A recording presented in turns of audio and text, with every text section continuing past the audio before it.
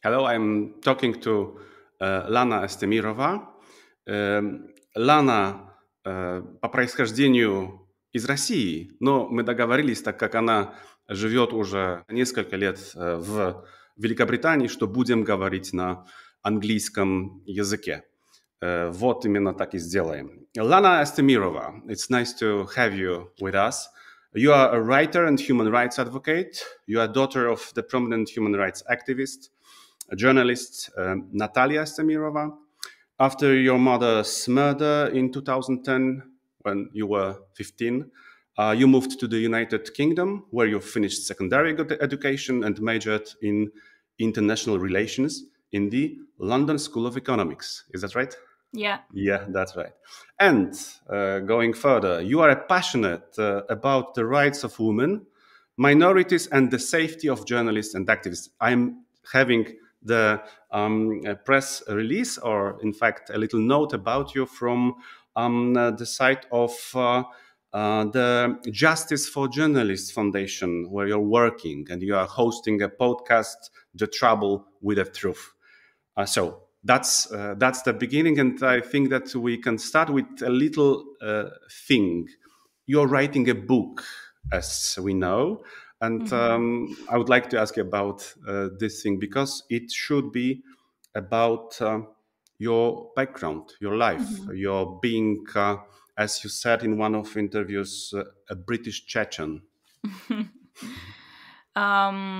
Yeah.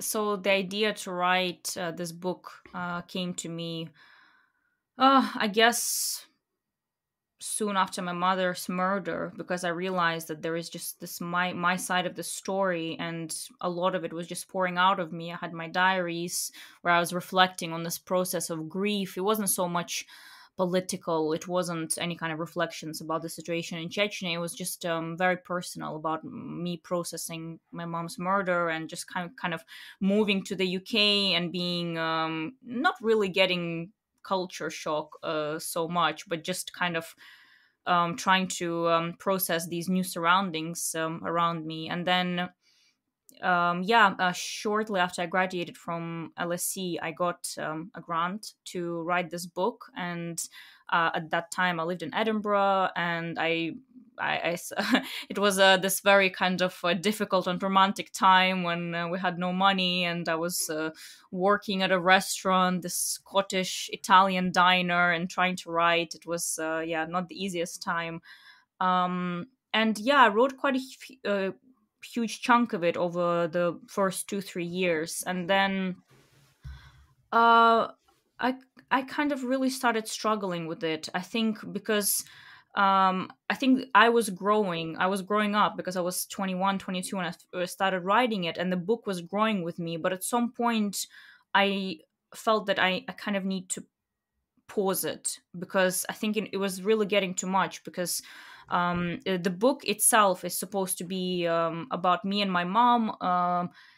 It's also a coming of age story of me growing up in Chechnya, because obviously our lives were set against very turbulent and dangerous times. We're talking about two wars with Russia that ended in a dictatorship of Ramzan Kadyrov, who was imposed, well, he was put there in place by Vladimir Putin. And yeah, so the book sought to kind of capture that, but it was first of all a story about a mother and daughter, and a story about me growing up. And I think I put a lot of pressure on myself, because I knew that this is a very unique story in a sense, and no one's going to write it if I don't. It was supposed to be very funny. It was supposed to be not about the tragedy, but rather about the triumph of life.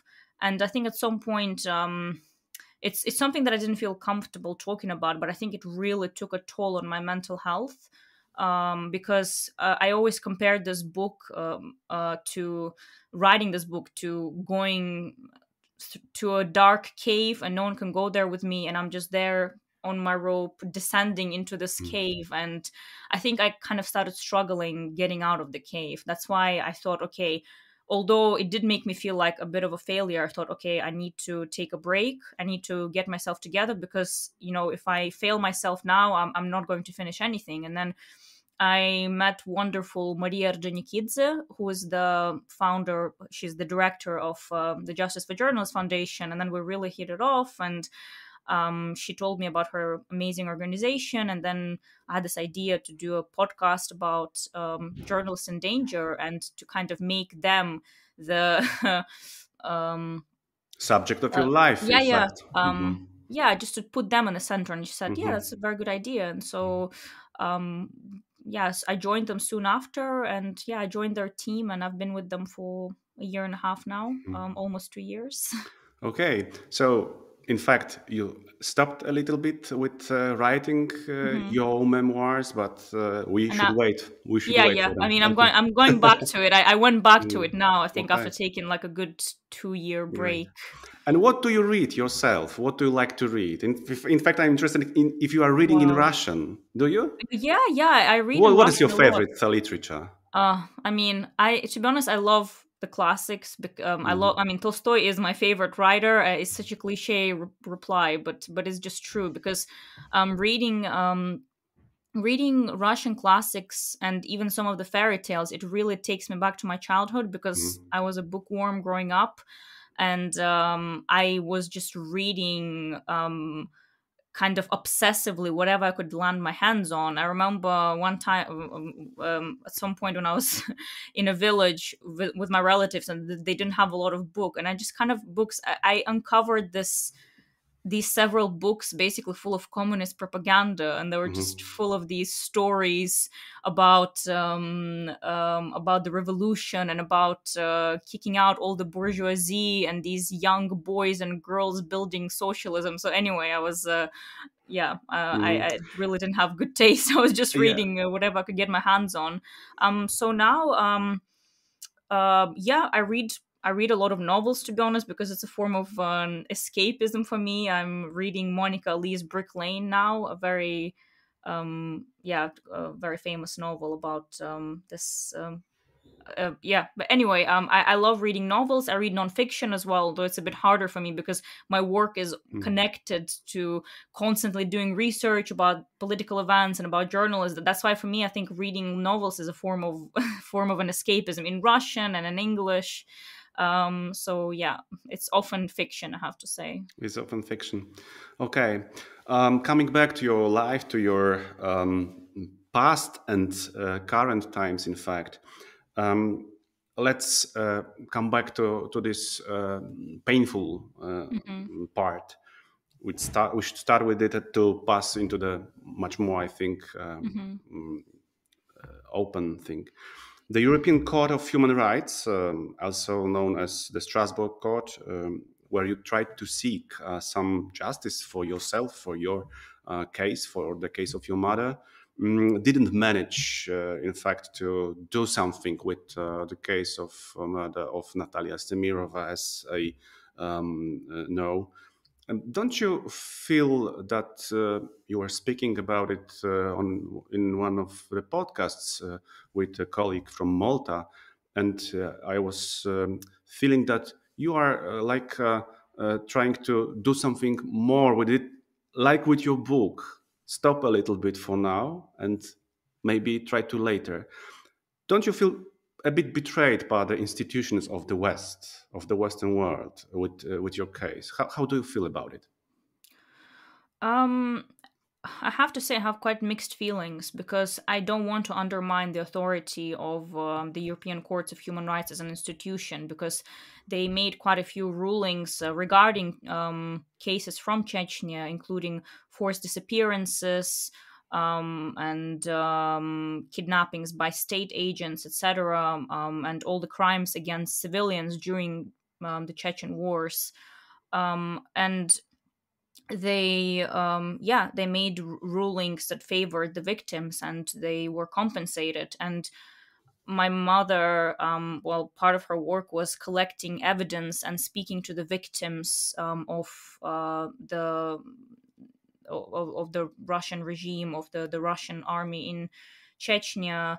And she was collecting the evidence and she was actually passing them on to different organizations and lawyers who were then helping to build their cases. And my mom, she was a huge believer in the European and Western institution, and in the UN and the EU, and then the Strasbourg court. And it was always like this thing in our house, the Strasbourg court, constantly. So I think she really, it was just this kind of last bastion of justice for many Chechens. And obviously, maybe that's why definitely that's why I thought that there would be some kind of catharsis in this decision, and I would be vindicated. And of course, um when I was, my mom's friends didn't want to, I mean, obviously I speak with my mom's colleagues, and we didn't talk much about it, but I know that they didn't want to get their hopes up. And that's why when I saw that, and I was working closely with the lawyers who were following my mom's case from Memorial and Iraq, and that's why when I saw this verdict, it was I was absolutely shocked, because on the one hand, they said that there hasn't been a proper investigation, but on the other hand, they basically exempted Russian authorities, well, from any involvement, or like the state agents, because they didn't find enough proof, which is quite ironic given the fact that the Russian prosecutors didn't even provide all the evidence, which was thousands and thousands of pages worth of evidence. They didn't even provide, they provided only about a few hundred pages. They were not cooperative, in fact. And no, not at all. Because at first, in the first few months after the murder, there was actually an investigation, and then they came up with this version that this terrorist militant killed her, and then he disappeared himself, or he was murdered. And it was obviously just a cop out. It was a cover up, and that's why it just felt, I think I was so angry about it, because I felt like my mom was, and the investigation, it was just such it was so disrespectful. It's like they couldn't even, like with Anya's case, for instance, they, of course, they haven't brought the mastermind of the murder to justice, but at least they found the executors. And here with my mom's case, it's like they care so little about what happens in Chechnya. They care so little about a life of a Chechen, although my mom was half Russian, that they just didn't even bother. And that's why, just seeing these words in the ECHR verdict, I was very disappointed. I think I was more disappointed, not even for myself, but on my mom's behalf, because she really believed in this institution, and just to see how they did her dirty in a way, it's something that I didn't expect. I guess I'm very optimistic, and obviously there's no appeal process with these courts, with these decisions, so we're looking at some other ways in which we can have an impact, and to make sure that these committees connected to the European Court of Human Rights can kind of put pressure on Russia to carry on the investigation and to share more details, because, well, their decision was to say that Russia hasn't investigated the murder properly. So there's a little hook, I think, that we can still use there. You mentioned Anya, and I think that you thought about Anna Politkovskaya. Anna Politkovskaya. Yeah. How do you remember her? Because I read that you had some little contact with her. Your mother, of course, it's obvious, had some. Do you have any remindings about it? Yeah. She was a very close family friend, and she would often stay with us in Grozny, because she was tyotia for you, kind of, yeah? I wouldn't call her tyotia, because, she was a very kind of elegant and strict woman, and I really loved her, but I was terrified of her, because she was quite stern, but she was very warm at the same time. And I loved whenever she stayed with us, although they were extremely busy, and if she paid a little bit of attention to me when I was a child, that was just the best thing. And she would always bring me incredible books, fairy tales, and she brought me my favorite art album that really sparked my interest in art. It was like an art album designed for children, and yeah, I think it was incredible that despite the fact that she was so busy, and it was a very stressful setting. I mean, it was Chechnya during the Second War, and although there was not this kind of active fighting in Grozny, like the bombings and the shootings 24/7, like during the First War, or during the beginning of the second campaign, it was very tense. It was very dangerous, and the fact that she still brought lightness and humor, and they could sit together with my mom and other colleagues and laugh about something, I think that really summed her up, that she was a very determined and an intelligent person, and very kind of getting into the heart of things, but at the same time she was so compassionate, and she was so full of this kind of righteous anger that motivated her to deliver justice to people who suffered. And she continues to inspire me, just like my mother, all these years later. I carry her name in my heart always. You were raised by Natalia Estemirova and Anna Politkovskaya somehow, of course, we can say. With the book, I am sticking to the book all the time. You are a teacher's child, in fact. Yeah. What's your contact with Russia and Chechnya right now? I've read that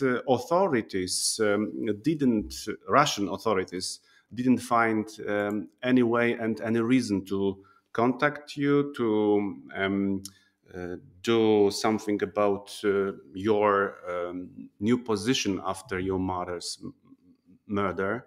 You had only this relation with your mother's friends. Did they try to give you some warm, how to say, occupation for you? As I remember, we could have seen this speech of President Dmitry Medvedev in 2009. Your mother, he was talking about your mother, she was killed because of her occupation, because of her professional work. How was it afterwards? How do you remember it? Because for now, I can presume that there's nothing like this. But do you remember something in the past? Well, if I'm being honest, since I was underage, I was 15. In the immediate aftermath of her murder, I stayed away from the news. I had no idea who said what. I was in the village with my relatives. Well, being a good Chechen, I guess, in my headscarf, mourning my mother.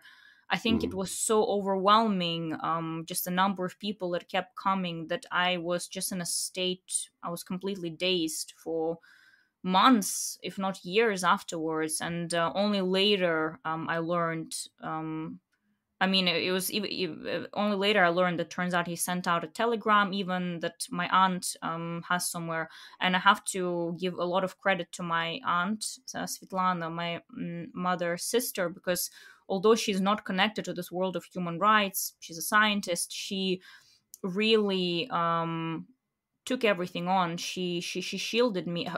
My aunt and my mother's colleagues, they shielded me, and they dealt with everything. That they dealt with the investigation and with the press. I think I gave maybe 1 or 2 interviews in the aftermath. So I think only some time later I had a chance to kind of regroup and try to understand what happened, because I was in such a state of shock for such a long time that I couldn't even process the fact that my mother was murdered, and everything else was kind of secondary after that. Я хочу, чтобы журналисты умирали старыми. I want journalists to die old. These were the words of Dmitry Muratov in his Nobel lecture. This is what you are doing right now, I think, in your job. That's your job. Why is it still so important? What is happening right now? What can you say? Because you are spreading very widely in your podcasts. You are all over the world. You spot the light to Mexico, to Malta, coming back to Russia, in fact, in Belarus, Kazakhstan lately also. What is happening? Is it a stable situation as you understand it right now with your background? or something is moving further with dying with killing of journalists all over the world? First of all, I'll just explain briefly about what our organization is about. Justice for Journalists Foundation.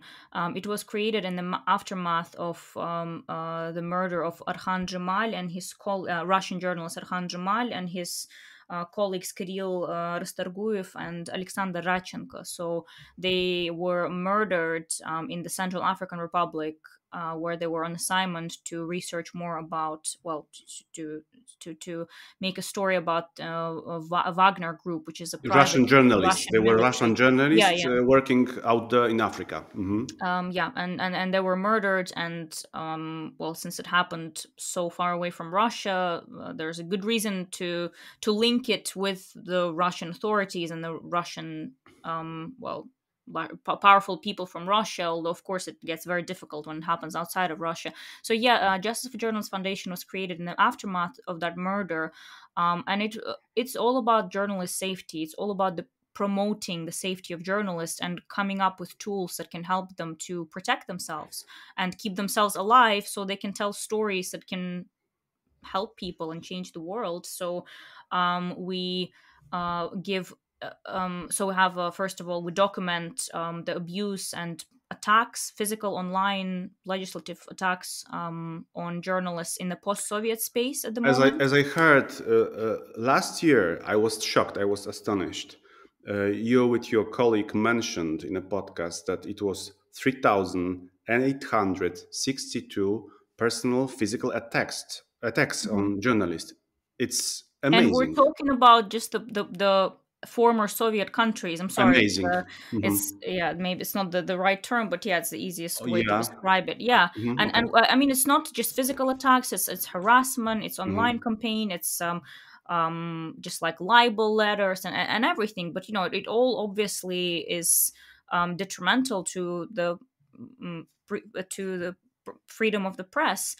And that's why we want to document this, to have this story, because when you see it on this interactive map that's on our website, it's really shocking. We also provide safety training. Indeed, it's shocking. We also provide safety trainings for journalists in Russian, maybe, because we discovered that while there are a lot of trainings like that in English available, there's not enough stuff like that in Russian. So we provide safety trainings. We have an online media safety school. So it's all about giving journalists tools to protect themselves from someone trying to get into their computer or someone following them. So it's helping them write their safety plans. There's no guarantee that it'll help to save their lives, because if someone wants to murder you, they're probably going to do it, because we don't tell them to carry guns or anything like that. But we really hope that we can just give them these tactics and tools that can help them. And we also give investigative grants, and that's not just for Russians, that's for anyone from all over the world. If there is a journalistic project connected to investigating attacks on journalists, or it's connected to safety of journalists, we give them grants. And by the way, the grant program is open now, so if anyone's interested, any journalists from anywhere, Poland or elsewhere, you're welcome to apply. And the idea behind my podcast was just to kind of talk about journalists and try to understand what is it that actually unites them. And after a year and a half of doing that, I'm really starting to see I'm seeing all these patterns now, of unfortunately impunity, that makes me understand that being a journalist in Mexico and Russia, I mean, it's more dangerous being a journalist in Mexico, but there's so much that unites us. And I think just this impunity and the fact that your truth and your word can end your life because someone makes this decision, it's absolutely harrowing.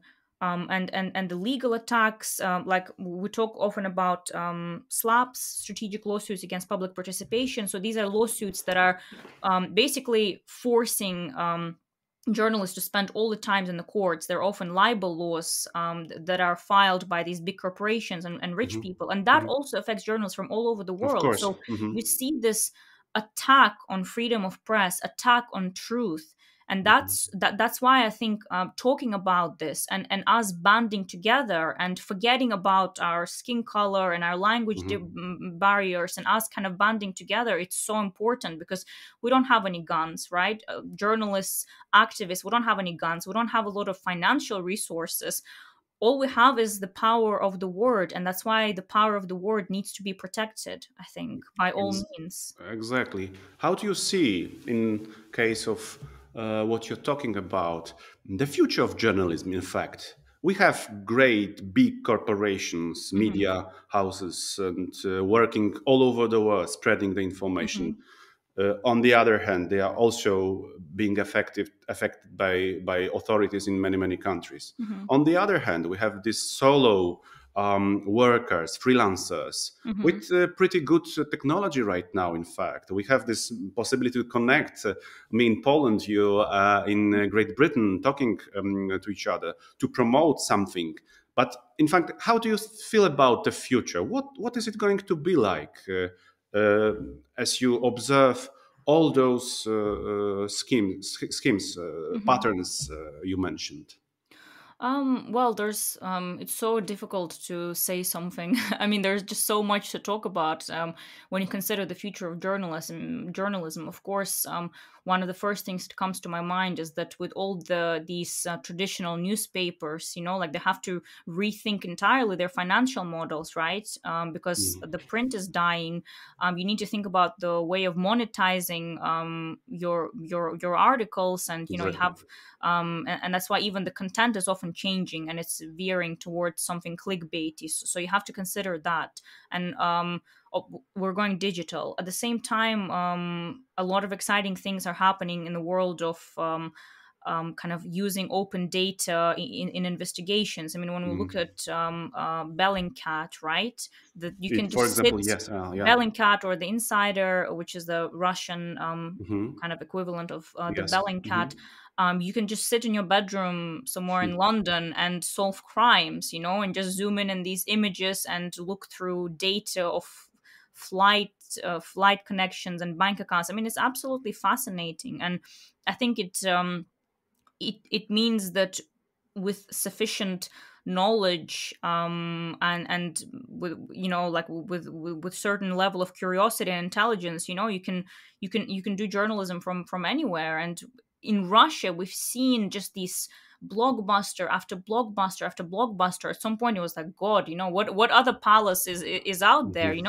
We've seen journalists uncover the potential murderers of Alexei Navalny, Russian opposition politician who's in prison now. And, you have Navalny talking to someone who wanted to kill him, right? I mean, that's the power of journalism. And Navalny's organization and other, journalists in Russia from the Important Stories, for instance, it's an investigative media outlet. They've been uncovering the hidden wealth or not so hidden wealth of Putin and his entourage and his colleagues, discovering. And when we're talking about corruption, this kind of investigative journalism is absolutely crucial. So I think that. And at the same time, there's also now journalism in exile. So many journalists are forced in Belarus, in Turkey, in Exactly. Myanmar. So many journalists in Russia are forced to relocate. And then what do you do then? Do you continue being a journalist? Can you really be a journalist if you don't live in the country? So I think there's just so much to consider. There's just so much going on, and I think definitely with this development of technology that just keeps just progressing every day is just, it's hard to say what journalism is going to look like 10 years from now, 5 years from now even.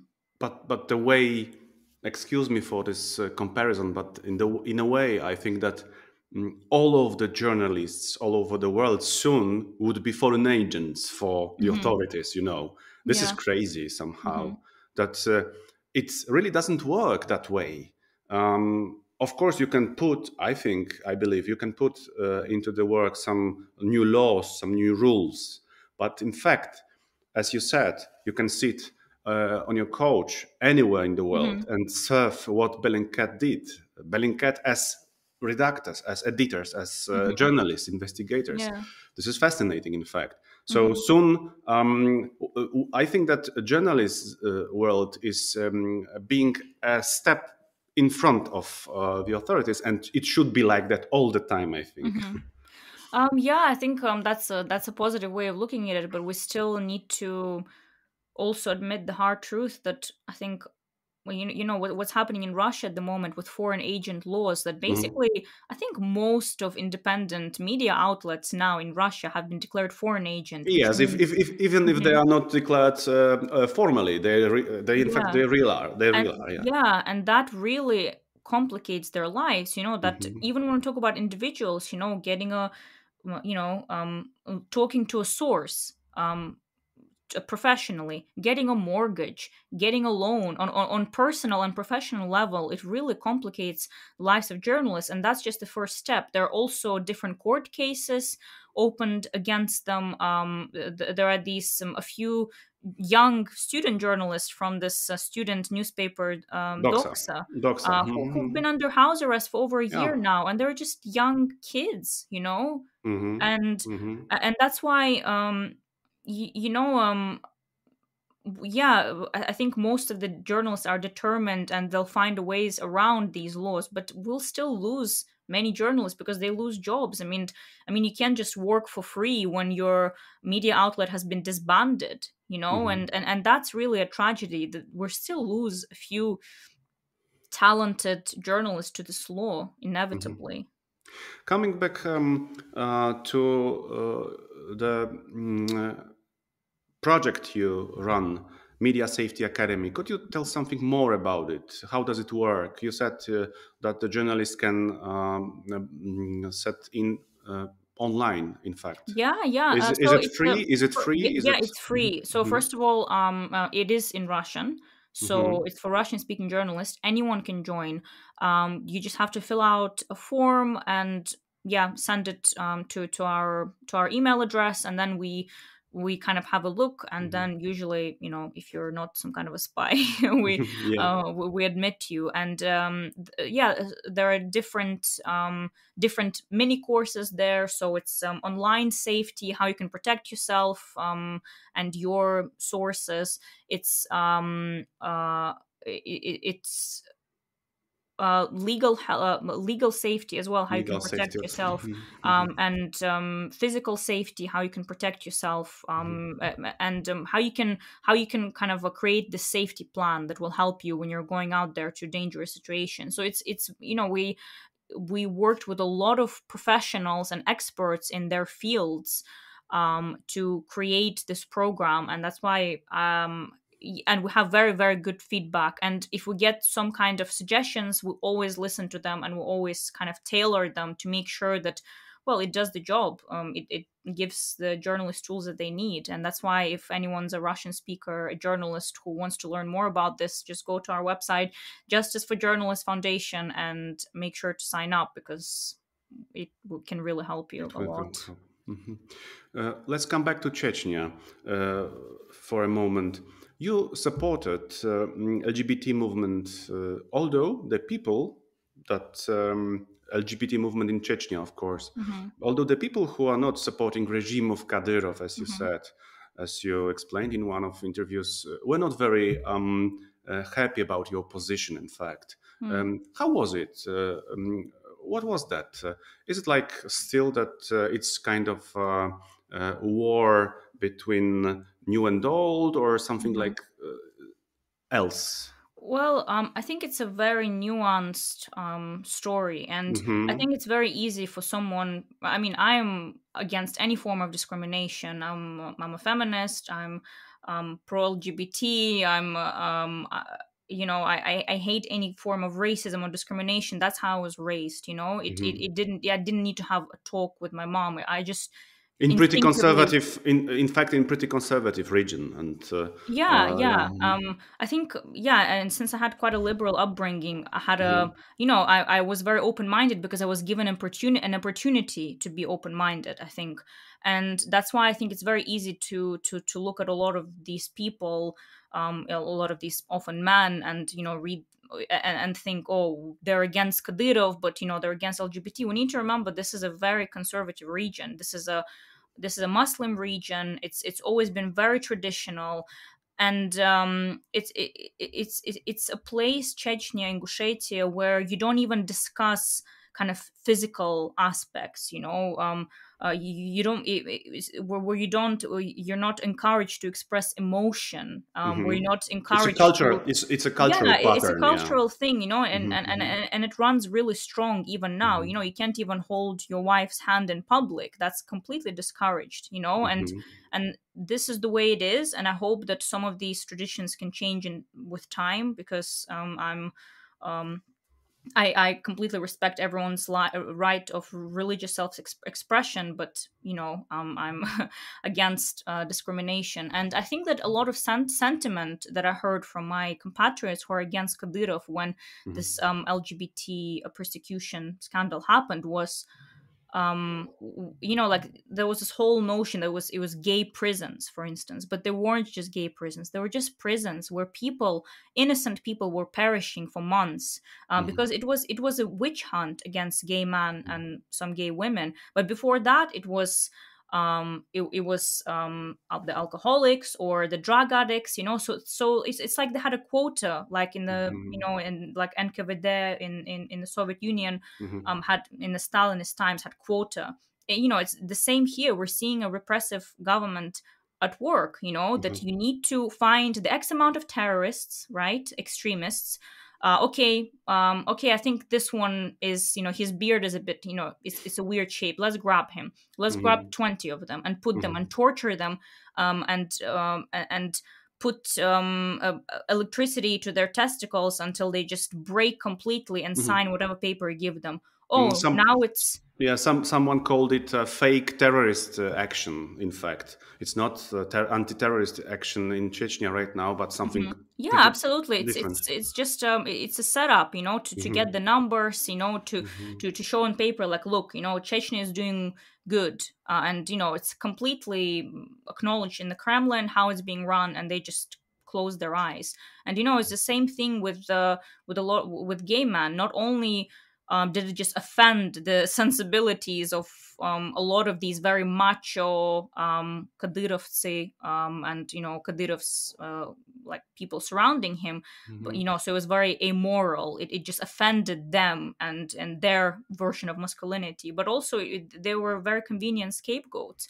And there was also a witch hunt, a literal witch hunt against witches, so women who actually do some kind of perform some kind of witchcraft, etc. I Hmm. mean, yeah. So and that's why it all kind of goes in bulks, and maybe there'll be a witch the next witch hunt will be against, I don't know, feminists, or whoever, or someone whose eye color is green. There is not a lot of logic to it. A lot of people, they want to look for logic, but we just need to remember that there are hundreds, if not thousands, of people who are suffering from this violence. As I think about it sometimes when I lie in bed.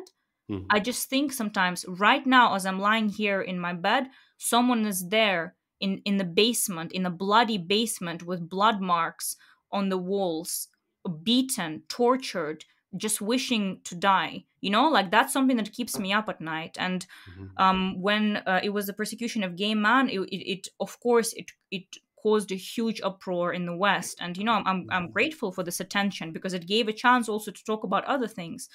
Hmm. But with the latest developments in Chechnya, and with the Yangubayev kidnapping, case, for yeah, example, the yes. personal Hmm. vendetta against this Hmm. brave family, that's. I heard that it was people saying it's hitting the new law, and I thought, I've been living with the consequences of this new law since hitting the new low since 2009. So for me, it was. I thought I was shocked, but I can't say I was surprised. Oh, that's a really terrible case. Do you think some people say some interviewed people who are abroad, who are not in Russia, that Western Europe, maybe Great Britain, we read today in the morning that United Kingdom is introducing new law against in case of new sanctions. Do you think that somehow Western Europe is infiltrated by people from the Kremlin surroundings or Kremlin? How do you feel about this thing? Mm.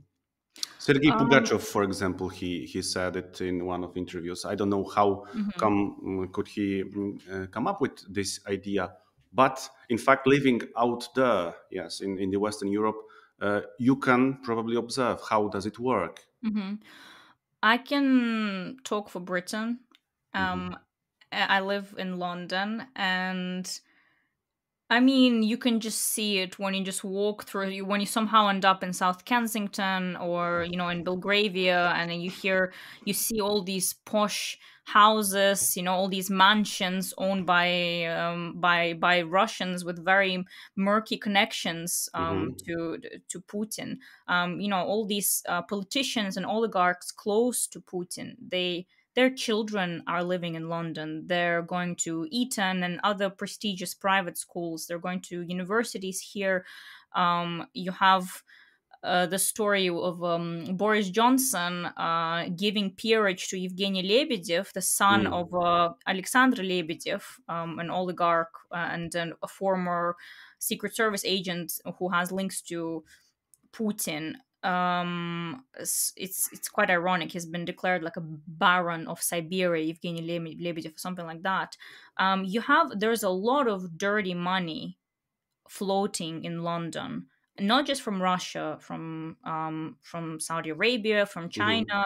Like you have a lot of money with very um, no one really knows where it came from, and yeah, it's just here. And although there are quite a few calls from different political parties, from the Conservatives, from Labour, etc., to stop this flow, but I think that the West is drunk on Russian money. It's just intoxicated by all this gas and oil and all this investment, that it's really hard to to cut the hand that to bite the hand that feeds you, in a way. Hmm. And I'm not Hmm. talking about all the politicians being sellouts. No, there are, I don't believe in that, but the Hmm. fact is that financially, the West is connected to Russia, and how willing it will be to break these links, that's a good question. When we look at Nord Stream 2, when we look at some kind of like some politicians or generals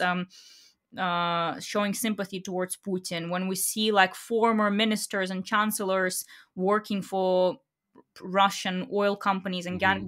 gas companies. So it's a very difficult picture, and there would be a real way of hurting Putin's regime, but you would need to hurt yourself too, by cutting off Yes. these ties. And what would Hmm. London look like, without all the Russian money? Well, Hmm. maybe there would be some homes for actual homeless people from London and people who struggle to get on the property ladder. Well, Hmm. maybe, because Maybe. the prices are again inflated by by all this kind of property speculation, when you have these streets of empty houses that were basically bought for as an investment. So Hmm. yeah, it's a very complicated picture. And Hmm. i I think when I first moved to the UK, I had these rose tinted glasses, and I was like, this is a democracy. And I Hmm. still get this excitement sometimes when I look at the arguments in the parliament, how they're just Hmm. shouting at each other, how you can just come Hmm. up with a prime minister and scold him. I'm still very grateful for that. And I'm not a total cynic. I think I'm just a realist. Yeah, that's good way of looking at life. And finally, let's come back for the last question. I think, as a British Chechen, let's say, what do you think about the future of as many experts say, frozen Moscow-Chechnya conflict. What are your predictions? What will be in the next few months or years? Of course, all we know because of the pandemics and many more cases that predicting in such a short notice, such a short time and long term is also very difficult. But still, you are in a surrounding. You have your background, you have your connections. What are your predictions, in fact? Oh, it's very hard to say because when I ponder on this question just on my own, I just think, I don't know. I think that Kadyrov, well, I always say that Kadyrov is Putin and Putin is Kadyrov, and they're both interested in keeping each other in power. And, I don't believe in these notions that Kadyrov is out of control, etc. I just think that, as long as there are no so-called extremists in Chechnya, as long as there are no terror attacks, right? All ends justify the means. So the end justifies the means. So while while Chechnya is calm, while no one is trying to break away like it was happening during the 90s, it doesn't matter how much blood is being shed in the basements and in people's houses. And that's why I think that since their fates, Kadyrov's and Putin's, are so interconnected, we can talk about something happening to Kadyrov only if something happens to Putin. And in that case, it's really difficult to predict because there are a lot of people, even amongst Kadyrov's surroundings, who will be the first ones to stab him in the back. And what happens afterwards, because there are so many people in Chechnya now on the opposite sides of the barricades. There are so much tension. There's so much humiliation and fear that ordinary Chechens have to experience. And that's why if somehow it happens that there is a shakeup in the Kremlin, a serious shakeup, I think the consequences will immediately spill on Chechnya, because there are a lot of people in Europe, in Chechnya, who were sitting there biding their time. And when the moment is right, I think that they'll strike. And a lot of this anger and a lot of this hurt, right? There are so many people who suffered because of Kadyrov, and given a chance, I think that there is a possibility that there could be even some kind of a civil war when you have, because that's been basically orchestrated by the Kremlin. That's why, if I'm being honest, it's really hard for me to see the path that doesn't involve any violence. That's all. If I were to say one prediction, I think it's violence. That's all I see now. It's very sad, in fact. Can you see yourself back living in Russia, in Chechnya, somehow like that? I don't think I'll be living in Chechnya, to be honest, because when my mother was killed, it wasn't just my mom that was killed. It's just my whole idea of Chechnya. They not only did they take away my mother, they just destroyed my home, my notion of home. I feel like she was my family. She was my everything. When I was young, well, I'm not that old now, but when I was a teen and when I was a kid, my biggest dream was to rebuild Chechnya, to open libraries, to open these beautiful parks. And now I just I just can't see myself there, because I just don't want to be there without my mother, because she was my home. I live in Britain now. I don't know, when I have children, they will know about their heritage, and I would love to take them to Chechnya one day. But while Kadyrov is in power, I don't want to step my foot there, because it's not my home. I don't feel like it's my home. I hope that you will be able to fulfill your dreams. I wish you all the best in your work and in your Thank you so much. activism. Thank you very And much thank you for for a giving great me a chance conversation. to talk about Chechnya. I Thank you very appreciate it. much. Thank you for being with us. Thank you. Thanks.